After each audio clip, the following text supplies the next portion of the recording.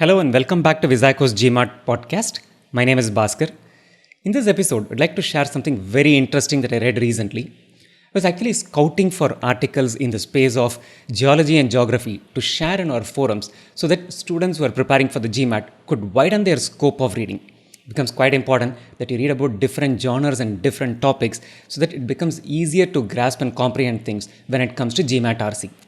While I was scouting for such articles, I chanced upon an article in a website called geosociety.org by a research scholar by name Sendor. This article had very little to do with actually geology or geography. It had a lot to do with the way naming conventions are done and the use of the definite article the. I'm not sure how many of you consciously have noticed this. When we refer to our planet Earth, how do we write it? Do we write it with Earth? We just say Earth with a lowercase e, uppercase e, or do we say the Earth with the E being capitalized or E being written in lowercase? What happens when it comes to Jupiter, Mars, Mercury, Venus? Is there a distinction between the way we write these planets and the way we write Earth? How do we write Sun? Do we say the Sun? What about Moon? The Moon? What is the convention? Let's get started. Let us say how to go about it. What is the right usage? And then also look at a little bit of history and the rationale behind why we write the way we write each of these things.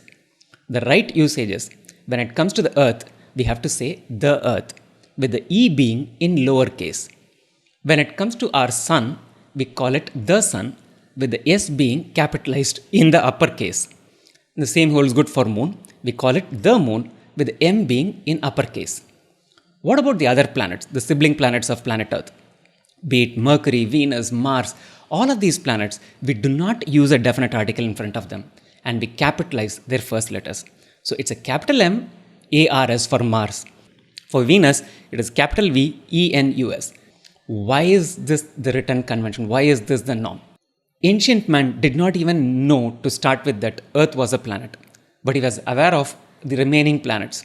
So for us, Earth could have meant we used Earth as a word loosely to define the place where we lived, the place where we tilled the soil to grow our food, the place where we basically dug to get some water. So Earth meant a lot of these things. So when we had to refer to Earth as the planet Earth that we are talking about, we started saying, which Earth are we talking about? We are talking about the Earth, the planet. Therefore, we started using the Earth. Why are we using the definite article in front of the Sun and in front of the Moon? There are two explanations proffered for this. One, for example, we say Jupiter has got 79 moons. So if you're referring to the moon that is orbiting around the Earth, then we have to say which moon are we talking about to bring in specificity. The primary rule of the definite article the is that you use it in front of anything that is unique, in front of anything that is specific. This is the moon that is orbiting around Earth, so therefore we are calling it the moon. The same holds good for the sun.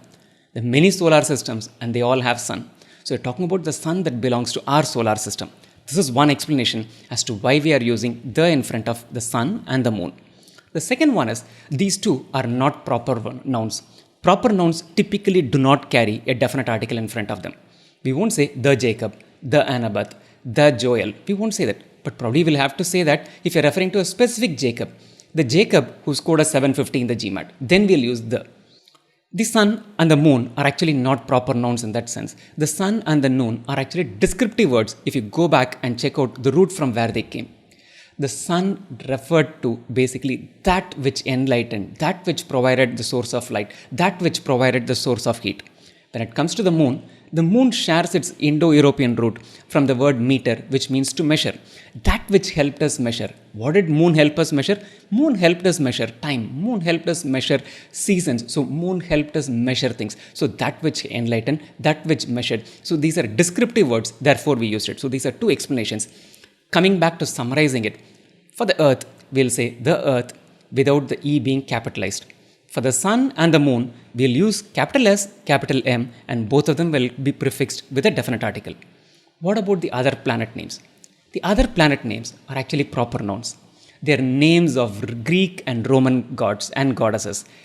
Therefore, we will not use a definite article in front of them. And proper nouns always start with the uppercase.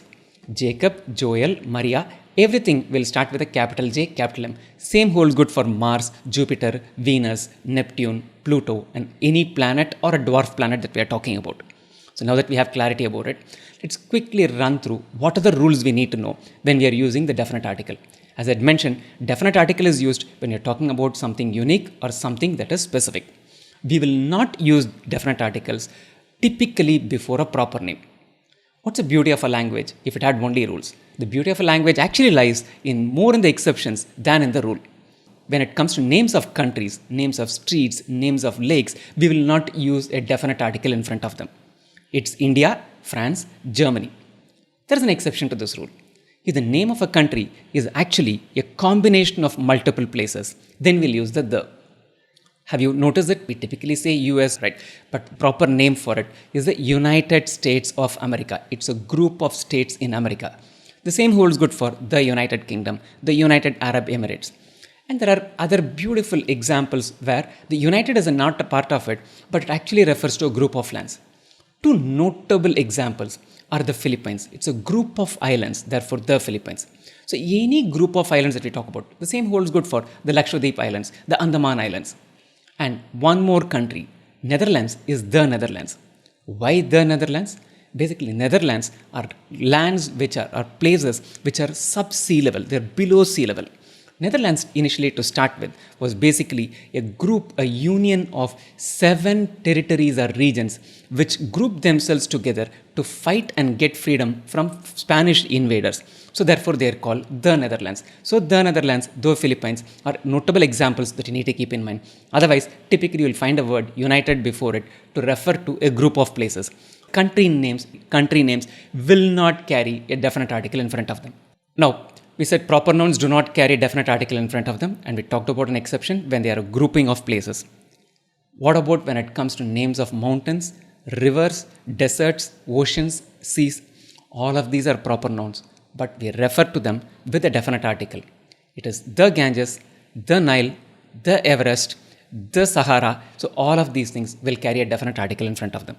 However, when you're referring to it as Mount Everest, it is not the Mount Everest. It is Mount Everest.